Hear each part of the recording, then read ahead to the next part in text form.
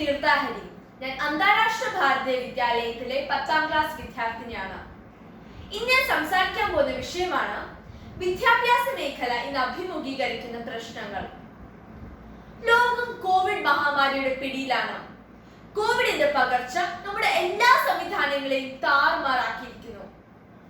ആശങ്കയല്ല, ജാഗ്രതയാണ് വേണ്ടത് എന്ന് ഞാൻ ഓർമ്മിപ്പിക്കുന്നു. ആരോഗ്യ അടിയന്തരാവസ്ഥയുടെ ഈ കാലത്ത് വിദ്യാഭ്യാസ രംഗം തകർന്നു വീഴാതെ പിടിച്ചു നിർത്താൻ എന്തെല്ലാം സംവിധാനങ്ങളാണ് നിലവിൽ നടക്കുന്നത്? യുനെസ്കോയുടെ ഒടുവിലത്തെ കണക്കുകൾ പ്രകാരം 102 രാജ്യങ്ങളാണ് കോവിഡ് ഭീഷണിയിൽ അധ്യയനം നിർത്തിവെച്ചത്. ക്ലാസ് മുറിയിൽ നിന്ന് പഠിച്ചുകൊണ്ടിരുന്ന കുട്ടികൾക്ക് അവരുടെ അടിസ്ഥാന അവകാശങ്ങളിൽ ഒന്നായ വിദ്യാഭ്യാസം ഇന്ന് നിഷേധിക്കപ്പെട്ടിരിക്കുന്നു. പണ്ട് ചെറിയ തോതിൽ ഉപയോഗിച്ചിരുന്ന ഓൺലൈൻ സംവിധാനങ്ങളെയാണ് ഇന്ന് എല്ലാവരും ആശ്രയിക്കുന്നത്.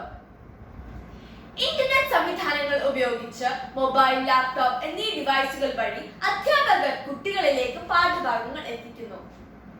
കുട്ടികൾ വീട്ടിലിരുന്നു കൊണ്ട് പാഠഭാഗങ്ങൾ പിന്തുടരും എന്ന കണക്കുകൂട്ടലിലാണ് ഈ എളുപ്പവഴി എടുത്തത്. എന്നാൽ കരുതുന്നത്ര എളുപ്പവഴിയല്ല ഇത്.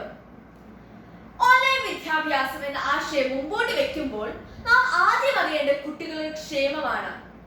കുട്ടികൾ നേരിടേണ്ടി വരുന്ന പ്രശ്നങ്ങൾ എന്തൊക്കെയാണെന്ന് നമുക്ക് കാണാം. 1. ഡിവൈസുകളുടെ ലഭ്യത.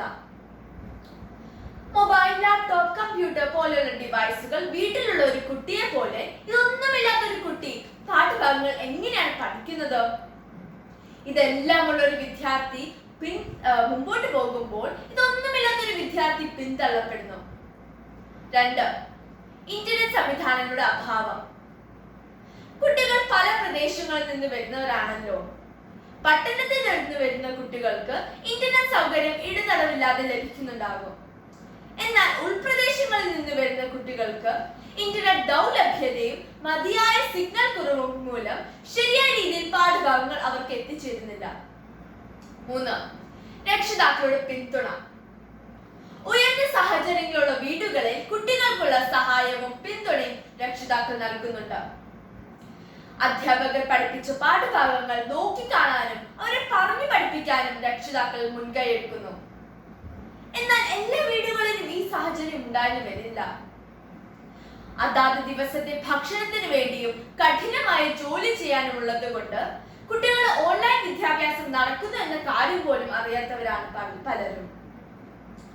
കുട്ടികൾക്കിടയിൽ നിലനിൽക്കുന്ന സാമൂഹികവും സാംസ്കാരികവും സാമ്പത്തികവുമായ അന്തരം ഓരോ നിമിഷവും പരിഗണിച്ചു വേണം നമ്മുടെ കോവിഡ് കാലത്തെ വിദ്യാഭ്യാസം ഇടപെടൽ. ഇത്രയും പറഞ്ഞുകൊണ്ട് ഞാൻ എന്റെ വാക്കുകൾ ഉപസംഹരിക്കുന്നു. നന്ദി, നമസ്കാരം.